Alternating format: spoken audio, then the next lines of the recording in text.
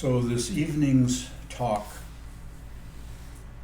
will be about a little bit about Tonglen practice, which is a Tibetan word for sending and receiving while riding the breath. So the practice comes out of Shantideva, the 9th century practices, the way of the Bodhisattva, the Bodhicharya Vatara, and also out of the Atisha's 7 points of mind training.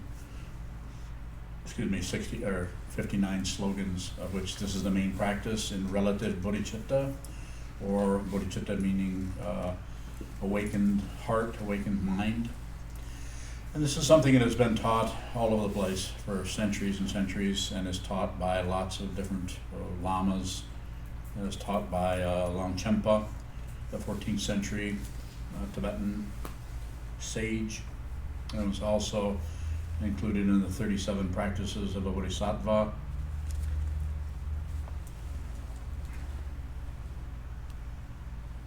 And lots of other places also. All four lineages of Tibetan Buddhism teach Tonglen, sending and receiving. So what you're basically doing is you're sending out good, healthy, clean, fresh, wonderful, healing energy towards others while the breath goes out. You're visualizing this happening. And when the breath comes in, you're bringing in all the negative, difficult, hard, thick, black, muddy, gooey crap that nobody wants. You probably don't want it either. But you're taking it in, and the idea there is that you're transforming this. You're taking this energy in. That energy is just energy. That's the philosophy behind it. You're taking this in and you're transforming this. So you're taking away the negativity from others, using your imagination, which may be actually doing it, maybe just more about you, changing the knee-jerk reaction of ego that wants to keep things for itself, himself, herself. So it's been practiced, taught a lot in Vajradhatu seminaries. There were 13 of them taught by my first teacher, the Dorje Dradala Mukpo, the Vidyadhara Chogyam Trungpa Rinpoche. And I think it was the 79 seminary. Seminary started in 1973. I think it was the 6th seminary when he started giving this as a teaching to those who had received the Bodhisattva vow. And Buddhism, Tibetan Buddhism, the vows are given separately, whereas in our lineage here, in the Soto lineage of Japan, when you receive Jukai or receiving the precepts, you take refuge and the Bodhisattva vows at the same time. In other words, you take refuge in the Buddha, the Dharma, and the Sangha, and you also vow to be with all things, save all beings. So it's a big deal.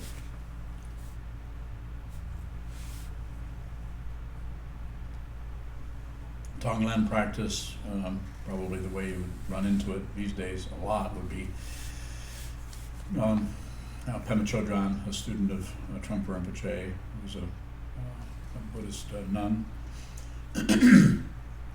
A lot of her books, The Wisdom of No Escape, Start Where You Are, to name a couple, but lots of other ones out there.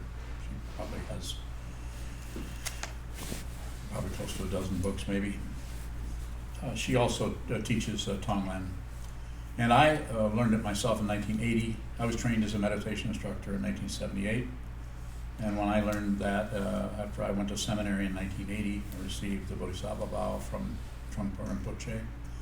And then I was a meditation instructor, so then I also began teaching Tonglen to others, along with Shamatha Vipassana, or mindfulness awareness. Mindfulness, one thing, awareness is the other aspect of that way of teaching. And then Tonglen is something that if someone sat for an hour, you might say, do Tonglen for maybe 5 minutes or so, very short.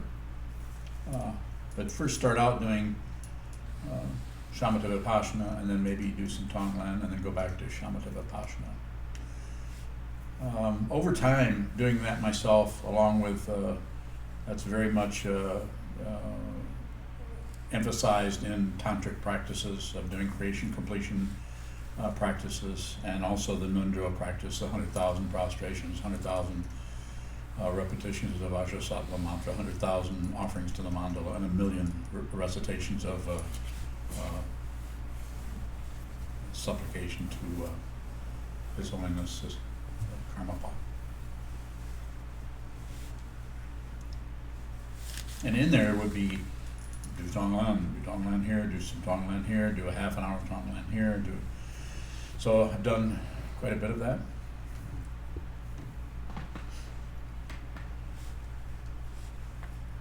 And it is called relative bodhicitta. In other words, actually working with taking in negative stuff and sending out positive. So you're actually doing something that the ego mind won't do naturally. It doesn't really want to do that. So that part of this practice is about changing your attitude about things on a fundamental level and doing it as an actual mechanical, kind of almost mechanical. I don't teach that so much anymore, if at all. If someone asks about it, I'll have a discussion with them. Even Trungpa Rinpoche didn't teach it until his students had received Bodhisattva vow and you wouldn't be receiving Bodhisattva vow from Trungpa Rinpoche unless you'd really done an awful lot of sitting meditation practice. So even I never had a chat with him about it, so I don't know what his idea was there, but I started studying with him in 1973 when I met him, and I didn't even hear about Tonglen until I went to seminary myself.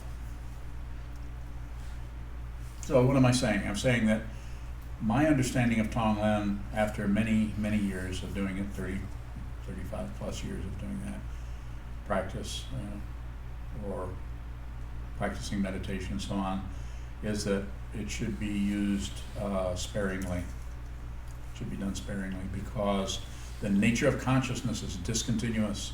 It is all over the place. Our own consciousness, the lack of a permanent, positive, ongoing self should show up for you as, I don't know what to do, I don't know if am I doing this right, oh I feel pretty good today, and then the next day I don't feel so good, all based on changing causes and conditions of which we really can't find a first cause for anything. It's very difficult. So until such point when the self-centeredness, the me feeling, has been seen through as being an imposter, a sham, that there is no solid being here. I'm not saying there isn't something. There's something if you turn your awareness around and look and say, where am I? Who am I? Who am I? Who am I? What is this? You may get lots of responses, and then you might notice that those responses are always shifting and changing. You never can really get a solid, who is this? Well, unless it's possibly I don't know, which could happen a lot. So I'm saying if you're going to practice Tonglen, you should do it with a teacher. As I said, I practiced it a lot when I sat next to my stepfather, and back in 1987 when he passed away, at the foot of his bed, I was doing Tonglen for him as he passed away. Very interesting that the feeling that part of him never really died, that part of him entered over here at the time. And do I believe that? No, I don't believe or disbelieve anything. It's a very healthy position to be in. I highly recommend it. Don't believe or disbelieve anything. You don't need that kind of a reference point to live, and to live in a healthy, insane way. You can live right out of this present moment all the time. So, if you feel inspired or want to practice Tonglen, then I would say make sure you have a strong sitting practice with it. Make sure that your sitting practice is primary. Tonglen practice can be a little bit, but the practice that I would recommend is Maitri Bhavana, which is just extending loving kindness to others, just actually mentally imagining goodness and kindness going out to others, either individuals or people in general. The several practices, creation completion practices in Tibetan Buddhism, one of them that we practice here and that I teach, I've taught to quite a few people here, is White Tara, where you're actually visualizing White Tara in front of you. It's called deity yoga, or you're on your head, or possibly your whole form.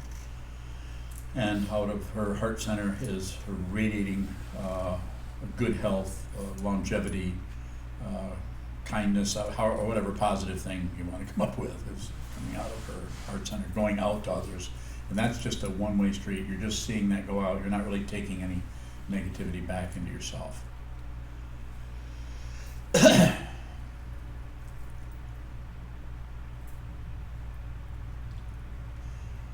Yes. Does Maitri Bhavana have a form like Tonglen does? There's a particular way that it's taught? There are forms you can read about. You generally don't do that, but you can. There are ways of doing it that are very, very specific.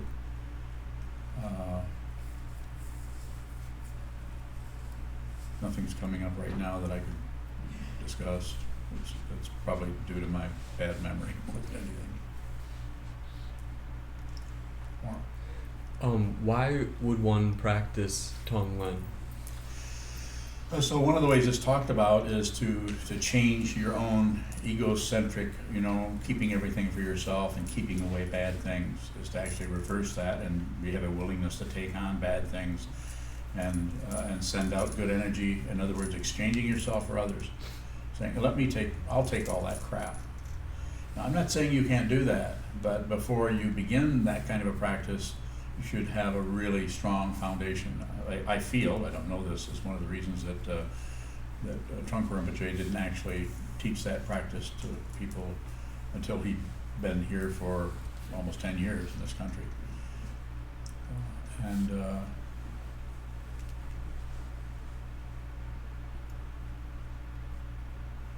And also the idea that just not only for oneself, or to reverse what the natural knee-jerk reaction of ego, to reverse that so it goes the other way, but also with the idea that actual energy this is a very mutable situation that we're in, even though it's solidified and held in a temporary state of imagined permanence with this body-mind complex that we call me.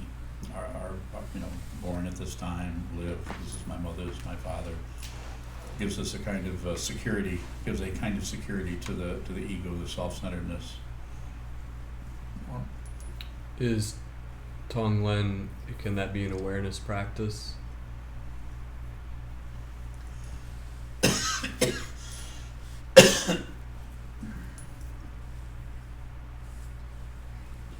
Well, I think there's always some kind of awareness happening there. It might be, what you might do is you might feel the awareness of how resistant you are to doing that. You could also, it could show up so many different ways. Just by setting up that polarity, the ego is, I want the good things and I want to keep away the bad things. We're just taking that and turning it and saying, no, as a bodhisattva, as someone who is here to save all beings, we're going to change that around and actually do a almost mechanical rote practice of exchanging it. And so I think there's a lot of awareness arises around that, and it could even be the awareness that is very difficult to do, and our mind tends to wander away from, we forget what we were doing, and then we would come back and maybe. The way we start that practice is you hold very still. First you sit for half an hour or so, and then you would hold very still, and then you would raise your gaze and look out and imagine just a blue sky, which would be just the absolute representation of that. And then you would begin riding the breath, in other words, putting the awareness on the breath, and any success that you're having at anything you would give away, and any difficulty that you saw anywhere, you would take it in on your in-breath. And so you never could really get good at this because you're giving all that away. So you can't really be successful at Tonglen. You would always be giving it out to others. So the part that I have some difficulty with is taking negativity, and especially for someone who hasn't really worked with their awareness a lot, because the nature of identity is discontinuous, and just because the body-mind drops doesn't mean the consciousness that was with that body-mind isn't still hanging out. And so you could actually take on negative energy forms. And so, and this isn't